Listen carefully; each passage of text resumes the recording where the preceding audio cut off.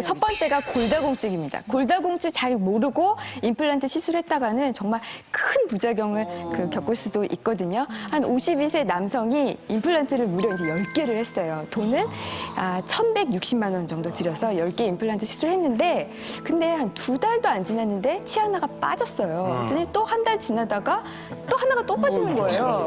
또 조금 지나니까는 나머지 또 2개 치아에서 막 염증이 발생하는 거예요. 그러면 예전에 갔던 치과를 갈까요? 못 믿어있잖아요. 그래서 다른 치과를 갔어요. 다른 치과에 가서 다시 800만 원을 들여서 다시 재수술을 합니다. 그래서 이 사람이 이제 화가 나니까 원래 치과병원에 찾아가서 따졌어요. 이거 왜 치아가 빠지냐라고 했더니 원래 치과병원에서는 52세잖아요. 너무 뼈 재생력이 약하십니다. 이렇게 얘기를 한 거죠. 아니 그러면 52세 넘기신 분들은 이거 어떻게 합니까? 그래서 이분이 그걸 이제 받아들이지 못하고 소송을 했어요. 근데 소송 과정에서 나온 게 이분이 이제 골다공증을 앓고 계셨던 거죠. 그래서 이제 이 잇몸 속에 있는 뼈 구조가 굉장히 약했던 거예요. 이거를 좀 감안을 했어야 되는데 이런 걸 전혀 감안하지 않고 이제 임플란트 시술을 그 좀 강행한 치과 의사 쪽에 과실이 있다라고 해서요. 650만 원의 이제 그 손해배상은 받기는 했어요. 하지만 아까 말씀드렸듯이 전체 그 치료액은 총 한 2천만 원이 넘게 들린 거잖아요. 그리고 그 과정에서 본인이 받았던 정신적 스트레스도 있고 미리 진작에 알고 좀 대비를 했다라면 이런 거 좀 안 겪었을 텐데 좀 안타까운 사연이죠. 네, 그래서 요즘 치과에서 이렇게 임플란트 하기 전에 반드시 체크하는 그런 체크리스트가 있습니다. 네, 첫 번째는 고혈압인데요. 고혈압이 심하면 아무래도 이제 출혈이 많이 나니까 시술이 좀 복잡하고 어려울 수 있고요. 두 번째는 당뇨. 당뇨 환자들은 아무래도 이제 감염의 위험이 많이 있죠. 그다음 세 번째가 바로 이 골다공증과 골다공증 먹는 약입니다. 네, 골다공증은 아까 말씀하신 대로 이게 뼈에다가 인공치아를 받기 때문에 뼈가 약하다 보면은 요 임플란트 시술이 조금 더 이제 재생이 덜 되고 복잡해질 수 있고 또 이 골다공증 약에 비스포스포네이트라는 약이 있는데 이 약이 어떤 역할을 하냐면 골다공증에서 오래된 뼈가 흡수가 되는 걸 막아줘요. 그러니까 임플란트를 하게 되면은 건강하지 못한 뼈 조직이 흡수가 안 되고 있기 때문에 거기에다 임플란트 해놓으면 임플란트 주변에 염증이 생기고 염증이 심하게 되면 심지어 턱뼈 괴사까지 일어나기 때문에 이제는 골다공증뿐만 아니라 그 먹는 약도 꼼꼼하게 챙기셔야겠습니다. 그래서 골다공증 약을 드시는 분들은 특히 이 비스포스포네이트 약을 드시면 반드시 임플란트 3개월 전에는 끊으셔야겠습니다. 자, 그리고 원산지가 중요했죠. 원산지 체크하는 게요. 이건 모르면 임플란트 하지 마라.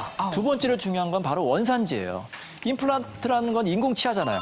내 이제 신체 일부가 되는 거니까 어디서 누가 어떻게 만들었는지 중요하잖아요. 그만큼 원산지가 중요합니다. 제가 이제 사례를 말씀드릴게요. 한 남자분이 이제 임플란트를 하는데 한 개당 300만 원짜리 임플란트 5개, 1,500만 원 들여서 했습니다. 왜 이렇게 비싸느냐? 이 임플란트가 메이드 인 스위스 제품이었던 거예요. 근데 5개월 후에 임플란트가 빠져버렸습니다. 그래서 접착제를 붙였어요. 근데 3개월 다시 빠졌습니다. 아니 이거 왜 이래? 딱 가서 다른 병원에서 확인해 보니까 이 임플란트가 스위스제가 아니라 중국산이었다.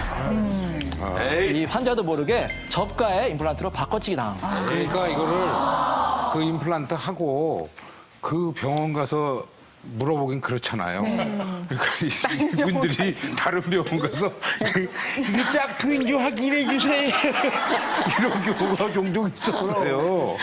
참. 사실 임플란트는 종류가 400개가 넘는다고 해요. 우리 환자가 눈으로 확인할 수가 없습니다. 그래서 반드시 품질 보증서를 확인하셔야 돼요. 품질 보증서를 보시고 이게 어디서 만든 건지 제대로 만든 정품인지 꼭 확인하시기 바랍니다.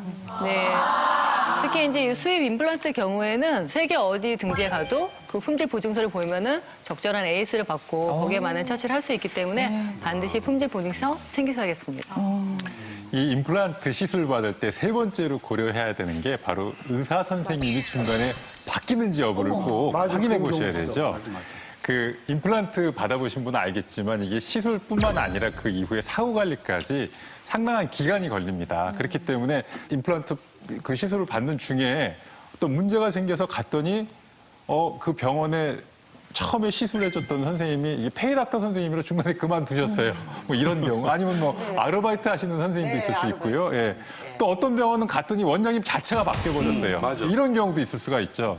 그래 이런 경우에는 우리가 낙동강 오리알이 된다 그러죠. 예.